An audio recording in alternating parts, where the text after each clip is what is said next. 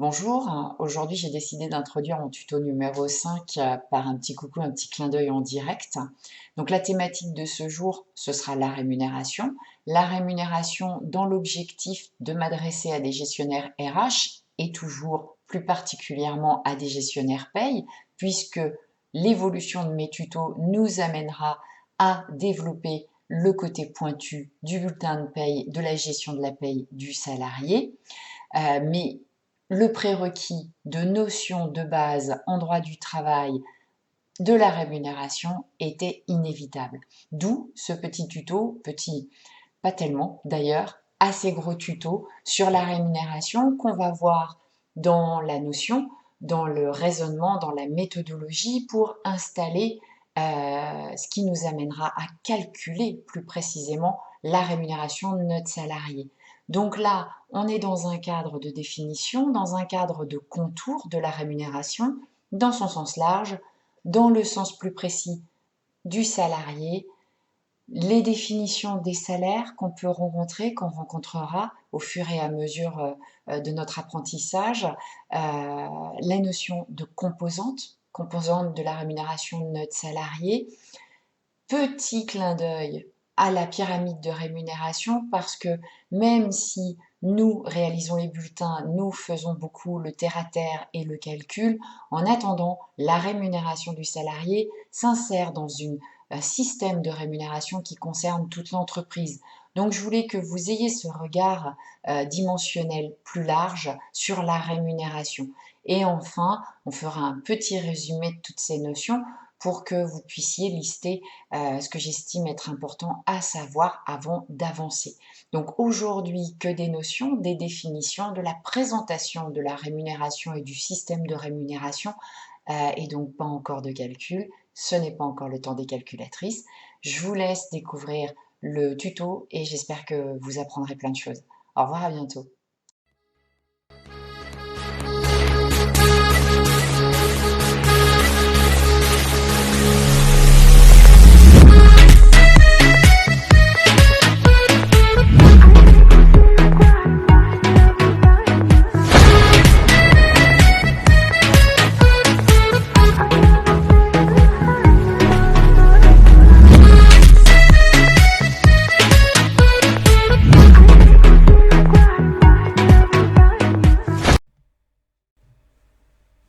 J'ai consacré ce 5e tuto à la notion de rémunération.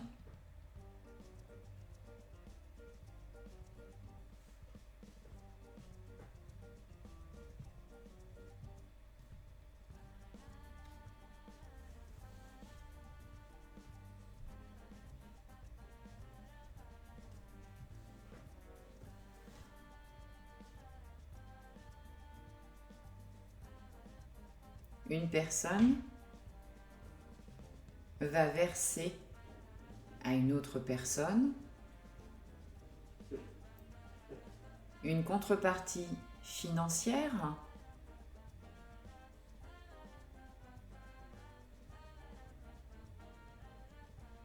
à un travail fourni, à une prestation fournie. La notion de rémunération est plus large que la notion de salaire. Elle englobe d'autres éléments que le salaire. De plus, le salaire est lié à un statut, le statut de salarié. La rémunération, dans sa notion large, c'est le prix d'un travail fourni, d'un service rendu. C'est la contrepartie financière d'un travail, d'un service. On peut avoir des rapports avec différentes personnes et avoir différents styles de rémunération. Il faut donc identifier les formes de rémunération qui peuvent être des salaires, des primes, des gratifications, des jetons de présence. Et également savoir qu'on peut avoir des liens avec différentes personnes ayant des statuts différents, dirigeants, salariés, TNS, travailleurs non salariés, stagiaires, chacun ayant son statut appelant sa rémunération et le traitement de sa rémunération. Donc, la première étape est d'identifier la personne avec laquelle on a un lien et d'identifier la rémunération pour savoir la traiter correctement. Les conséquences seront sur le régime social applicable. Est-ce un salarié? Est-ce un non-salarié? Et toutes les conséquences qui en découlent. Dois-je appliquer le droit social, du travail, de la sécurité sociale? Quelle cotisation dois-je appliquer? À quels organismes sociaux appartient la personne? Voilà le genre de questions qu'il faut que je me pose. Dans une première étape. Si l'on se concentre sur la rémunération du salarié, et dans un premier temps les contours et les définitions, on commencera par reprendre quelques repères dont nous avons déjà parlé, en rappelant que le salarié est une personne physique liée à un employeur par un contrat de travail et par une relation de subordination. C'est ce qui permettra d'identifier le salarié. Le salaire, c'est donc la contrepartie du travail fourni par le salarié. Et par conséquent, un des droits du salarié est d'être payé et un de ses devoirs est de fournir le travail. C'est ce travail qui justifiera la rémunération du salarié. Et c'est le statut de salarié qui donnera l'appellation de salaire à la rémunération. Et plus largement, l'application des règles de droit, l'application des règles conventionnelles liées au salaire, à la rémunération, au contrat de travail. Ce qui veut dire le droit social, les conventions collectives, notamment. Ça définira aussi que ce salarié sera affilié au régime des salariés et que sa rémunération sera traitée en fonction de ce régime, avec les caisses de ce régime. Si l'on décortique la notion de salaire, on se rend compte qu'il y a plusieurs salaires. Le premier, salaire de base. C'est le salaire qui a été conclu au moment du contrat. C'est le noyau dur de la rémunération et c'est l'élément principal. De base, pourquoi? Parce qu'il va servir de base aux opérations qui vont suivre. Calcul des heures supplémentaires notamment, augmentation de salaire. Le deuxième salaire que l'on connaît en vocabulaire, c'est le salaire brut. Le salaire brut, c'est celui qui reprend le salaire de base et tous les éléments variables en plus ou moins qui vont être traités en haut de bulletin avant le précompte des cotisations sociales. J'attire votre attention sur le fait que certains métiers ont des abattements et qu'on a donc un brut abattu. Ensuite, troisième notion de salaire que l'on connaît, le salaire net à payer. Aujourd'hui, on a le net à payer avant impôt et après impôt. Donc le salaire net à payer avant impôt, ça va être le brut duquel on aura retiré toutes les cotisations sociales dues et où on aura retraité les éléments qui se situent en bas de bulletin en plus ou en moins, les frais pro, les acomptes, les saisies. Et le salaire net à payer après impôt sera celui duquel on aura en plus retiré le prélèvement à la source. Quatrième salaire que l'on connaît en vocabulaire, le salaire net imposable. C'est le salaire que le salarié va déclarer à l'administration fiscale lors de sa déclaration de revenus. C'est sur ce net imposable, et là je dis en général parce qu'il existe des cas, des exceptions, c'est sur ce salaire net imposable que sera calculé le prélèvement à la source, sauf exception.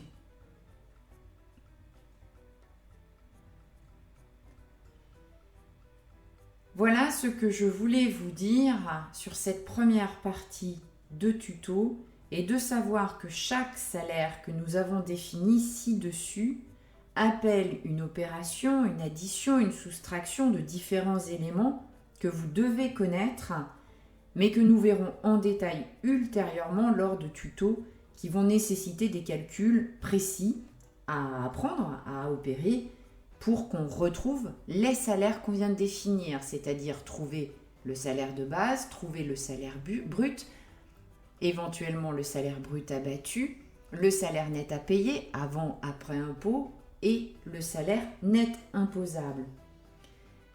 Avant toute opération, il était nécessaire de poser les principes de définition pour les identifier, les qualifier et savoir les traiter.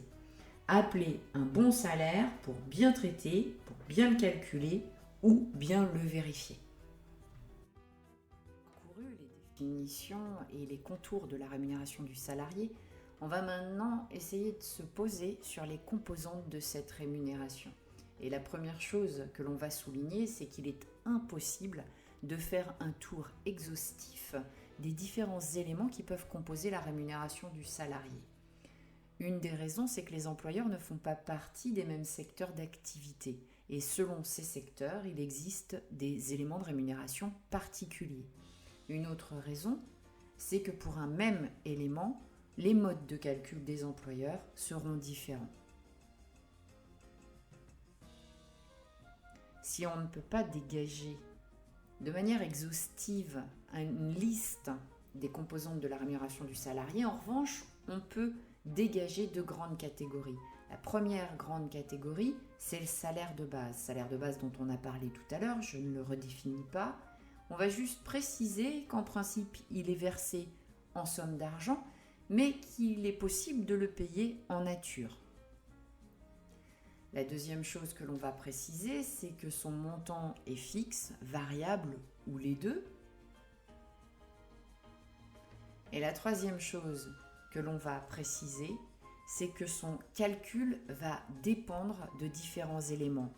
En effet, il peut être lié au temps, et ça c'est la majorité des cas des salariés en France. Le salaire de base est calculé selon la durée du travail ou selon des forfaits, par exemple le forfait jour des cadres, donc notion de temps pour calculer ce salaire de base, mais il peut être au rendement, et là, fonction du nombre de pièces produites ou à la tâche.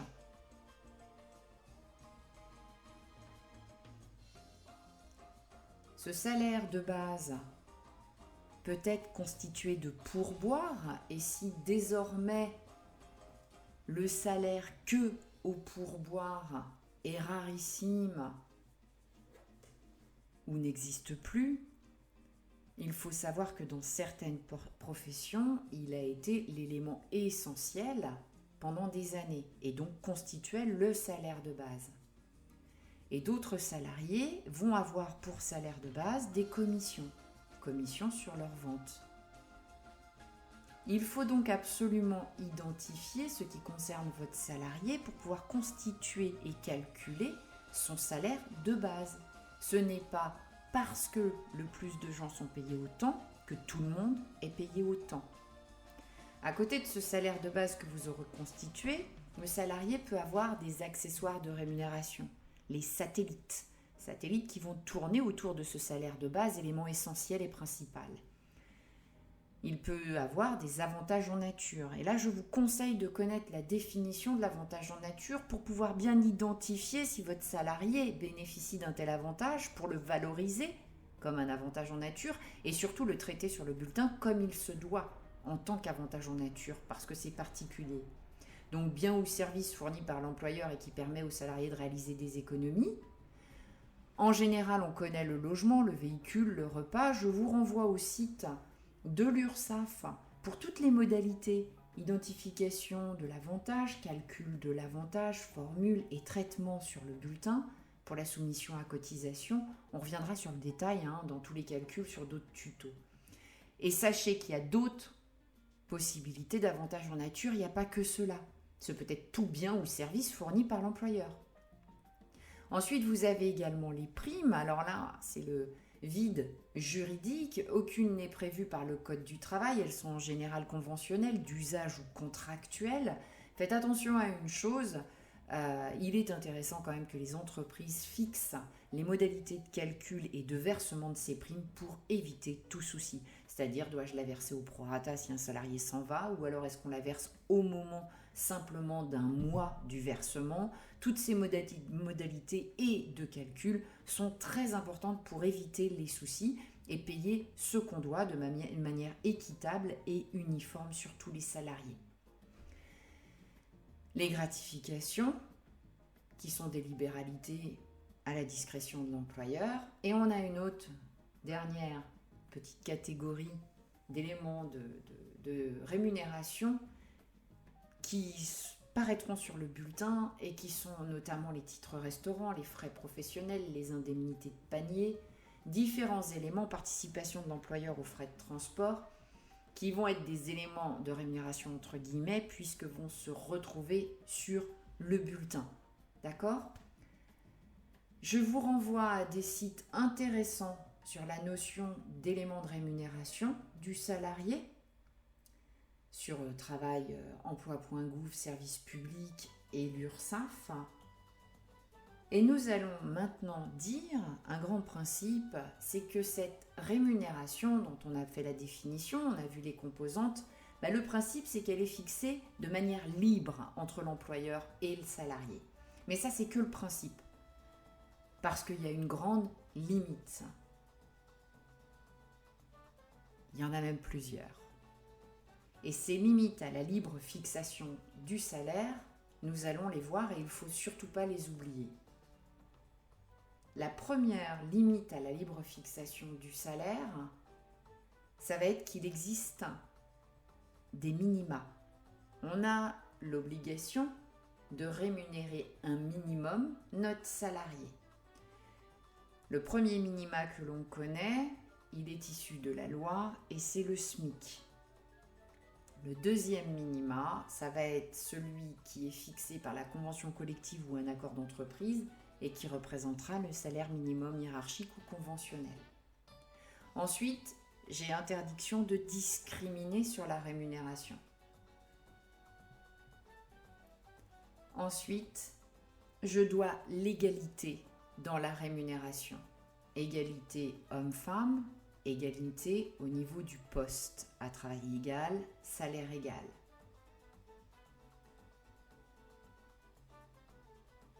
Et enfin, je ne dois pas faire varier mon salaire en fonction d'indices extérieurs et c'est l'interdiction de l'échelle mobile.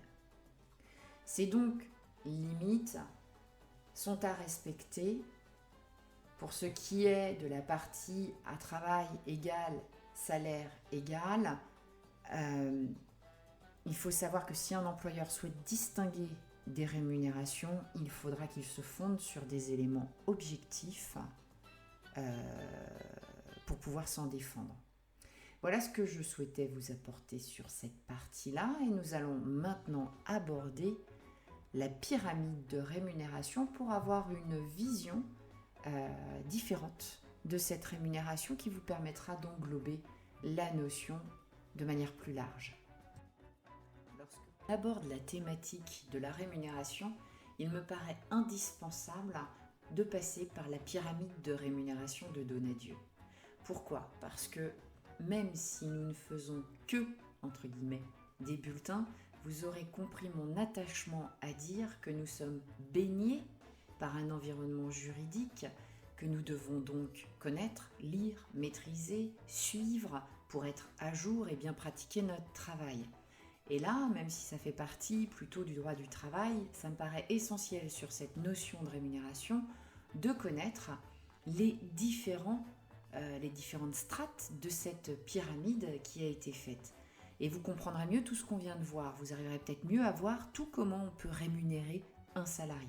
Donc on peut le rémunérer directement via son salaire de base, les compléments individuels, la part individuelle réversible, la part collective, les primes.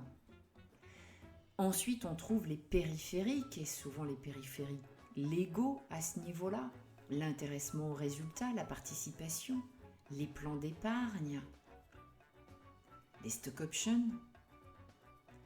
Un deuxième niveau de périphérique, les périphériques rapprochés, gratification en nature, voiture de société, logement,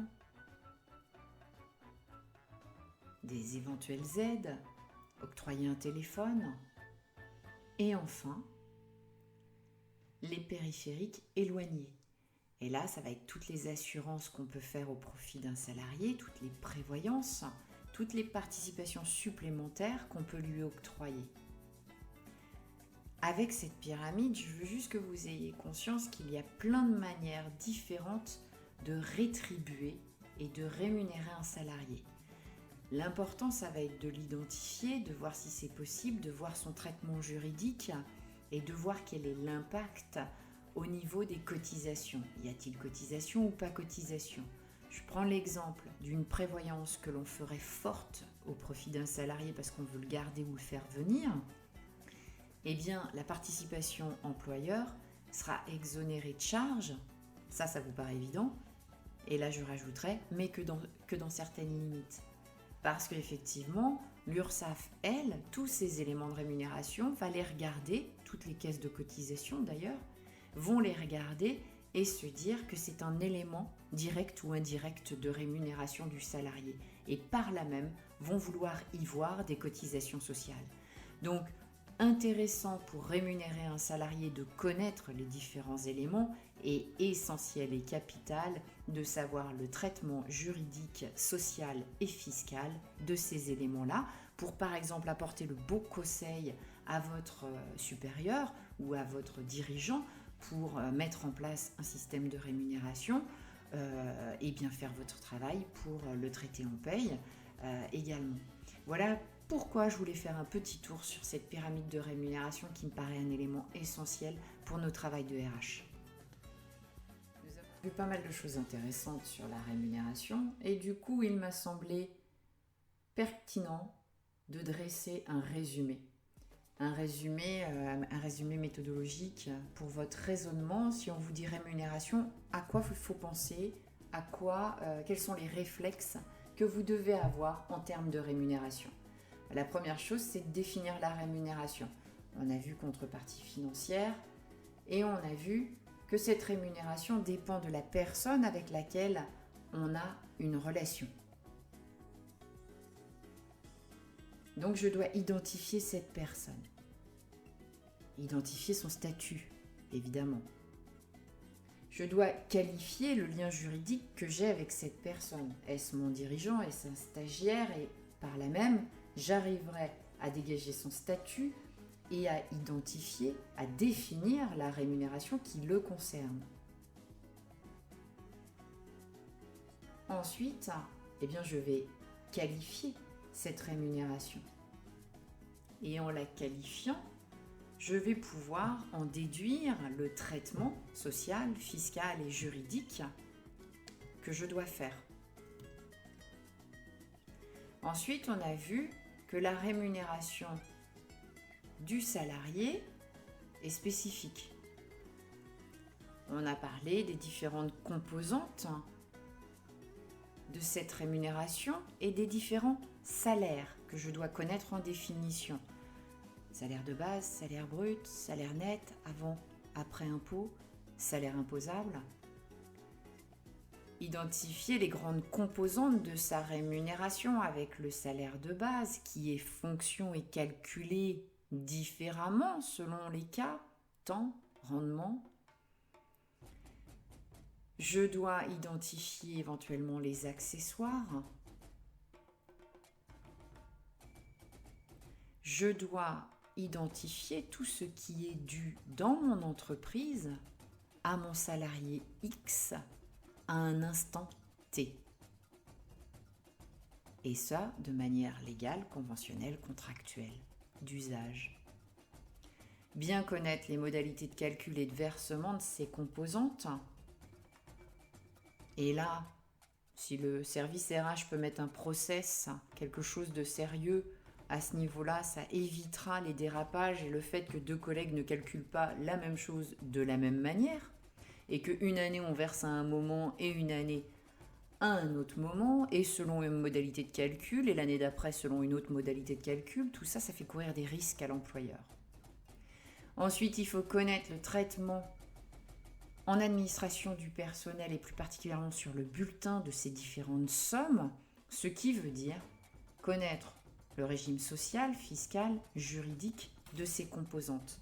Je dois donc les définir, les identifier, savoir les calculer et les traiter en paye et éventuellement avec des documents annexes comme l'épargne salariale qui nécessite des documents annexes.